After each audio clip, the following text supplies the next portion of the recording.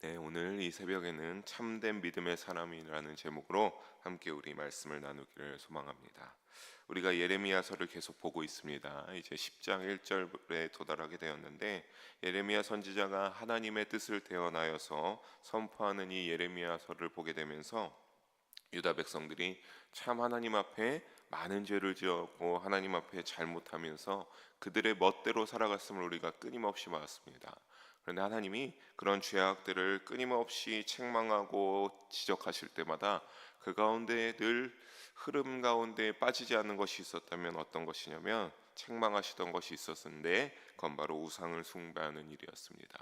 하나님과 약속한 백성, 하나님을 믿는 백성이라는 자들이 하나님을 믿는 일에 열심을 내는 것이 아니라 믿는 척하면서 우상을도 열심히 섬겼고, 중심을 보시는 하나님께서 그 모든 것들을 알고 계시기 때문이었습니다.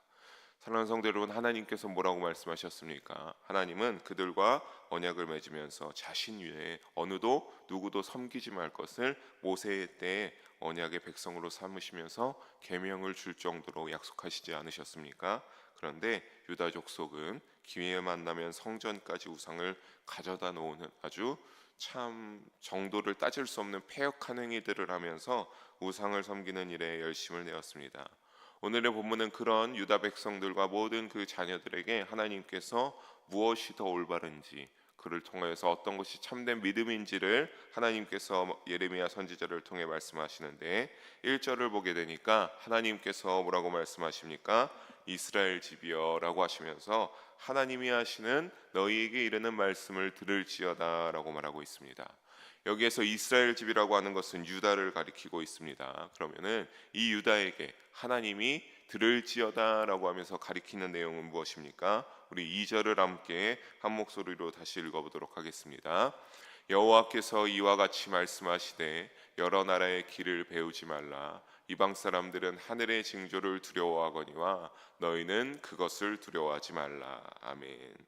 여러 나라의 길을 배우지 말고 그들이 두려워하는 하늘의 징조를 절대로 두려워하지 말라라고 하나님께서 말씀하십니다. 여기에서 여러 나라의 길이라고 하는 것은 무엇이냐면, 이방인들이 선택하고 생각하는, 그리고 따르면서 살아가는 삶의 규범, 혹은 그들의 모든 그런 삶의 행위를 결정짓는 세계관이다라고 할 수 있습니다. 그래서 이들은 어떻게 했냐면, 그러한 것들을 결정하고 삶의 규범을 정하는데 가장 그들이 두려워하고 어려워하는 것은 무엇이냐면, 하늘과 별들의 징조를 보고 자신들의 삶과 미래를 결정짓는 일이었습니다. 그들은 그 하늘과 별들을 늘 예리하게 주시하면서 그 뜻하지 않은 움직임이나 변화가 있을 때마다 하늘과 별을 신처럼 여기면서 두려워했습니다. 하지만 앞서 하나님이 말씀하신 대로 하나님께서 뭐라고 말씀하십니까? 두려워하지 말라라고 하는 겁니다. 너희가 그러한 것들을 보면서 두려워하지 말라. 왜 그렇습니까? 하늘과 별도 역시 누가 만드셨기 때문입니까? 하나님이 만드신 피조물의 일종에 지나지 않기 때문입니다. 하늘과 별도 하나님이 만드신 줄 믿으시기 바랍니다. 즉 천체의 두려움이 하늘의 모든 별과의 움직임을 두려워 섬기는 일은 터무니없는 헛되이일 뿐입니다. 이방인들은 이 천체의 변화의 두려움을 근데 두려워하니까 하나님은 아직 알지는 못하고, 그래서 이것을 극복하기 위해서 어떻게 했습니까? 우리 3절과 4절을 이어서 또 읽어봅니다. 여러 나라의 풍습은 헛된 것이니 삼림에서 벤 나무요 기술공의 두 손이 돛기로 만든 것이라. 그들이 은과 금으로 그것을 꾸미고 못과 장도리로 그것을 든든히 하여 흔들리지 않게 하나니. 아멘. 하나님을 알지 못하는데 그 하늘과 별의 움직임이 우리야 오늘의 과학이 발달하고 당연히 흐름이 있고 지구가 돌아가면서 있다라고 생각하지만, 그들은 그런 게 아니니까 그 두려움을 이겨내기 위하여서 우상을 만들어 의지하고 섬겼음을 알 수가 있겠습니다. 삼림에서 나무를 베어다가 기술궁이 도끼를 통하여서 자신의 모든 기술을 집약해서 떡하니 우상을 기술로 만들었습니다. 그런데 우리가 여기에서 보게 되면 우상의 출처가 어디가 됩니까? 삼림에서 베어온 나무다라고 합니다.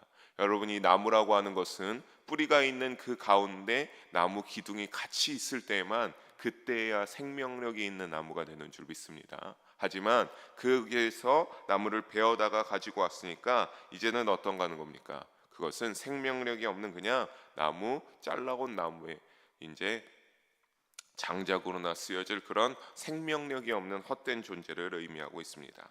어쨌든 이런 우상의 기초를 나무를 베어다가 만들고 4절에 보게 되니까 뭐라고 했습니까? 은과 금, 못과 장도리로, 은과 금으로 아주 화려하게 꾸미고 못과 장도리로 그것을 세울 수 있게 흔들리지 않게 고정해 놨다라고 하는 것을 보여주고 있습니다.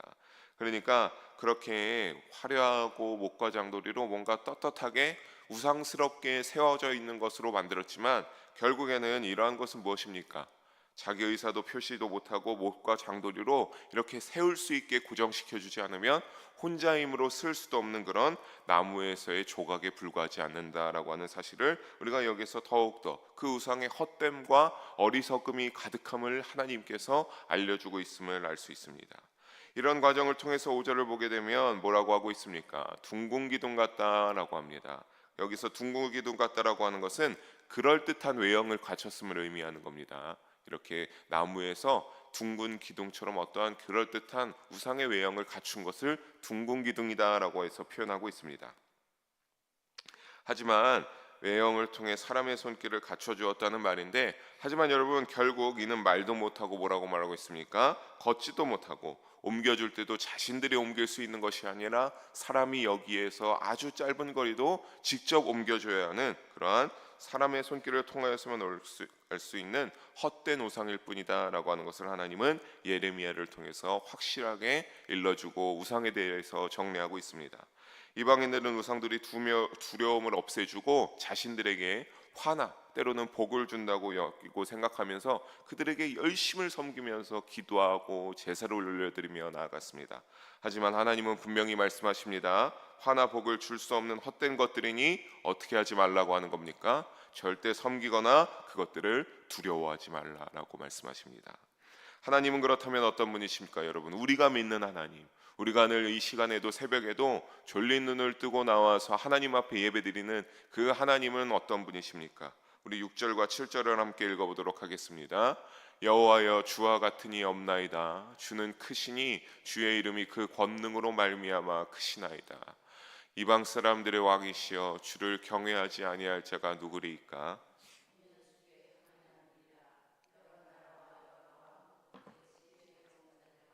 주와 같은 이가 없음이니이다. 아멘.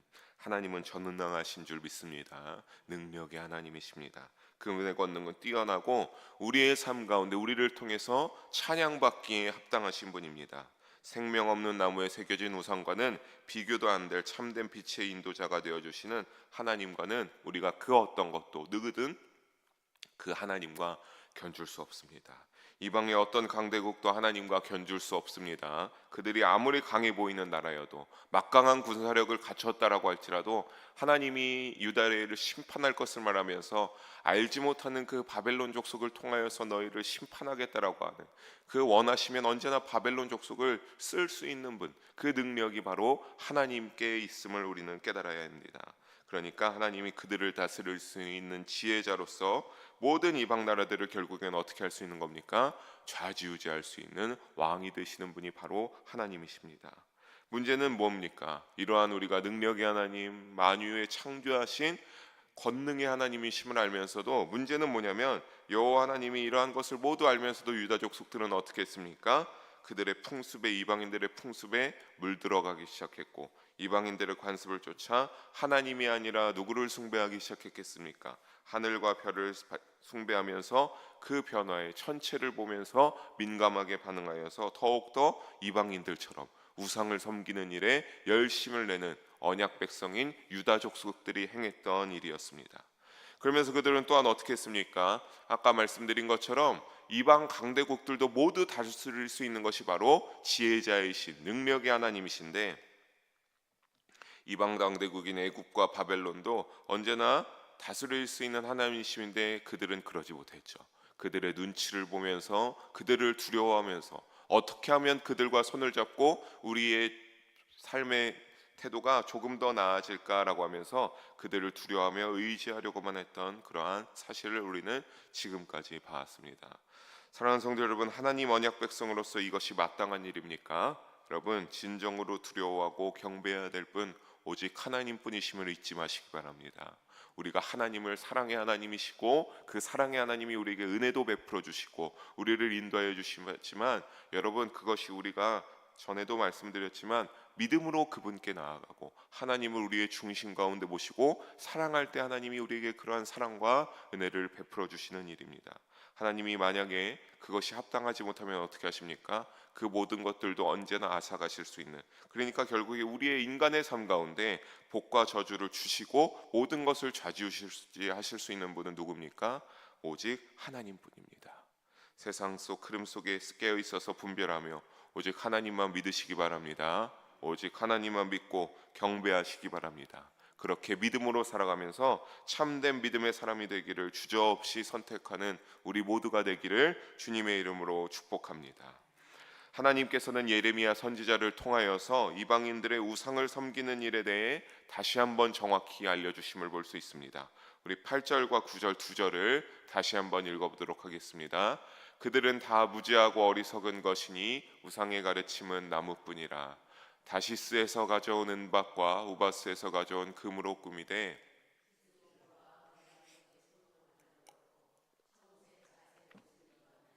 이는 정교한 솜씨로 만든 것이거니와. 아멘. 여러분, 8절을 보게 되니까 뭐라고 합니까? 생명의력 없는 나무의 가르침을 따르는 어리석은 일이다 라고 말해주고 있습니다. 또한 9절에 이어서 다시스와 우바스에서 은박과 금을 가져와서 이렇게 은장색의 손으로 만들어서, 여기서 은장색은 이 기술공을 말하죠. 그렇게 해서 그들에게 청색과 자색 옷, 이거 여기에서 다시스와 우바스에서 은박과 금을 가져왔다는 것은 이 지역명도 중요한데, 어쨌든 무엇이 중요하냐면 이방인들이 이런 것들을 가져오기 위해서 아주 먼 거리도 주저하지 않고 가서 은박을 가져오고 금을 가져와서 우상을 섬기는 일에 열심을 내었습니다. 그런데 그렇게 해서 정교한 솜씨로 청색과 자색으로 나무에 아주 화려한 우상으로 만들었다고 할지라도 결국에는 오늘 말씀을 보게 되니까 뭐라고 말합니까? 이것은 뭘로 만든 것이다? 그의 손길에 정교한 솜씨로 만든 것일 뿐이다. 헛된 우상에, 한낱 우상에 지나지 않는다라고 하나님께서 생명력이 없는 허구성이 가득한 우상일 뿐이다 라고 예레미야 선지자를 통해 강조하여 주고 계십니다. 하지만 사랑하는 성도 여러분, 하나님은 다릅니다. 하나님은 다른 분이십니다. 우리 10절을 함께 읽어보도록 하겠습니다. 10절입니다. 오직 여호와는 참 하나님이시오 살아계신 하나님이시오 영원한 왕이시라. 그 진노하심에 땅이 진동하며 그 분노하심을 이방이 능히 당하지 못하느니라. 아멘. 하나님은 살아계시는 참 하나님이 되심을 믿으시고 잊지 마시기 바랍니다.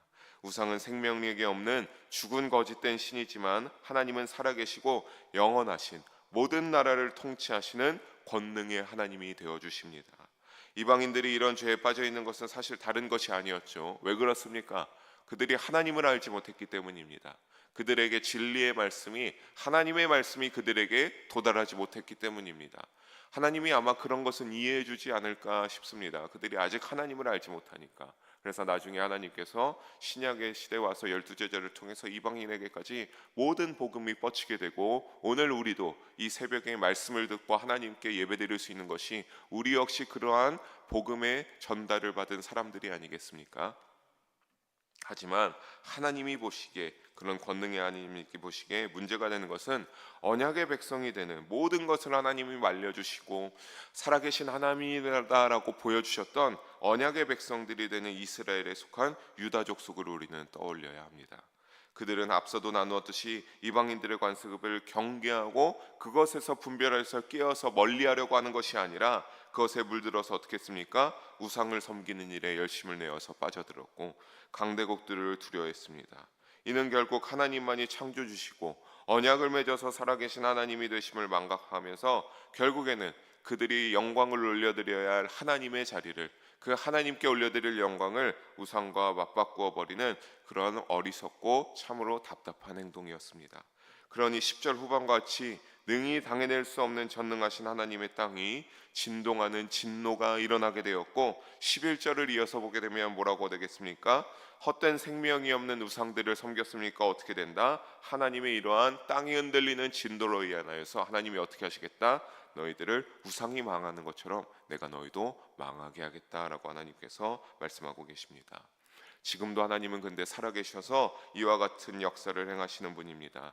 그러니까 우리는 똑같이 하나님께 은혜를 받고 예수님을 믿는 믿음으로 우리의 죄를 용서함 받는다라고 하는 그런 언약을 맺은 우리 역시 하나님의 백성들 아니겠습니까? 그렇다면 우리는 어떻게 해야 되겠습니까? 하나님께 합당한 영광을 올려드리는 일에 최선을 다하시기를 바랍니다. 그 일은 무엇입니까? 시간을 구분하고 몸과 마음을 다하여서 하나님 앞에 우리가 예배 시간에 예배드리는 일인 줄 믿습니다.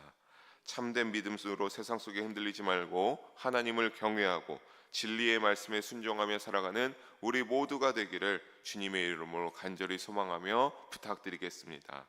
사랑하는 성도 여러분, 말씀을 정리합니다. 유다 족속은 분명한 어떠한 자들이었습니까? 그냥 하나님이 택하시고 하나님을 아는 족속이었습니까? 아닙니다. 하나님이 그들을 선택하신 이스라엘의 언약 백성이었습니다. 하지만 헛된 우상들을 숭배하는 신분에 맞지 않는 삶을 열심으로 줄기차게 살아온 자들이었음을 우리는 알아야 합니다.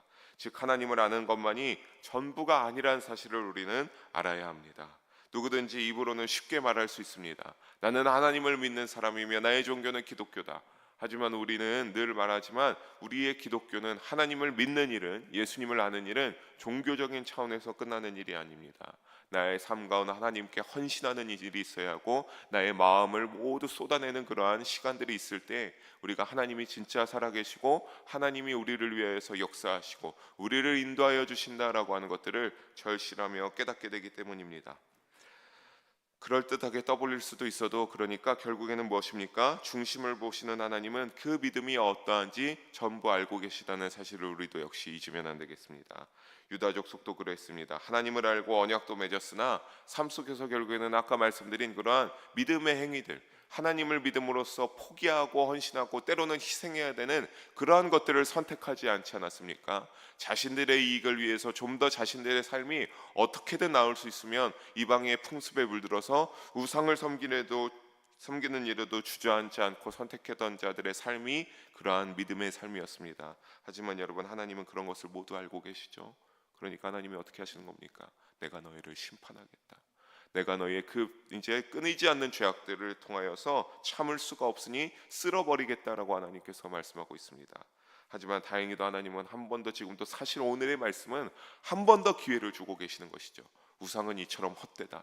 너희가 하나님을 믿는 일만이 너희가 삶의 그러한 삶을 유지할 길이고 살아갈 길이고, 우리 역시 죄에서 예수님만을 믿는 믿음으로 우리의 죄가 씻김 받아 하나님 나라에 들어갈 수 있다는 영적 교훈의 메시지를 오늘 우리에게 던져주고 있는 줄 믿으시기 바랍니다. 여러분, 믿음으로 나아가시기를 바랍니다. 어떠한 주변 가운데서 의식하면서 흔들릴 때도 있죠. 하지만 사실 주변을 의식할 것이 아니라 참된 믿음의 사람이란 하나님을 삶 속에서 인정하고 경외하며 살아가는 일입니다. 그것이 참된 믿음의 사람의 삶입니다. 그러니까 우리는 어떻게 해야 되겠습니까? 분명한 믿음으로 깨어 있으시기 바랍니다. 그래서 세상의 풍습에 따르는 인본주의를 인정하는 것이 아니라 경계하고, 그것에 세상의 유혹 가운데 고난과 역경이 있어도 반드시 이겨내어서 참된 믿음의 사람으로 하나님이 백성이 되는 우리 모든 영일 성도님들 한 분도 빠짐없이 되시기를 주님의 이름으로 간절히 소망하며 축복합니다. 기도하시겠습니다. 사랑의 하나님 아버지, 오늘도 귀한 말씀을 부족한 종을 통하여 나눌 수 있게 하심을 하나님께 모든 영광을 올려드리며 감사를 드립니다. 하나님 아버지, 오늘 말씀을 통해 세상의 모든 것들 가운데서 우리가 우상으로 섬길 만한 것들을 통해서 만약에 그것이 우리에게 우상이 된다면 그것이 얼마나 헛된 것임을 우리가 다시 한번 깨닫게 됩니다. 주여, 이 세상의 풍습에 흘러 따라가지 않게 하여 주시옵소서. 세상 가운데서 흔들려서 우상을 삼지 않게 하여 주시옵소서. 오직 하나님이 나의 유일한 참된 여호와시며 나의 구원자시며 그 하나님이 보내신 여호와, 하나님께서 보내신 예수님만이 우리의 구원자가 되심을 삶 속에서 믿음으로 인정하고 늘 의지하며 고백하는 우리의 믿음의 삶이 되게 하여 주시옵소서. 그래서 우리의 믿음을 보시는 하나님께서 그 믿음에 따라 참된 믿음의 사람이 한 명도 빠짐없이 되게 하여 주셔서 주님이 주시는 복을 누리면서 언젠가 하나님 나라의 구원의 축복까지 누릴 수 있는 영생의 복을 받을 수 있는 우리 모두가 될 수 있도록 주님 성령으로 우리의 심령을 충만케 하사 인도하시고 역사하여 주시옵소서. 감사드리며 사랑이 많으신 우리 주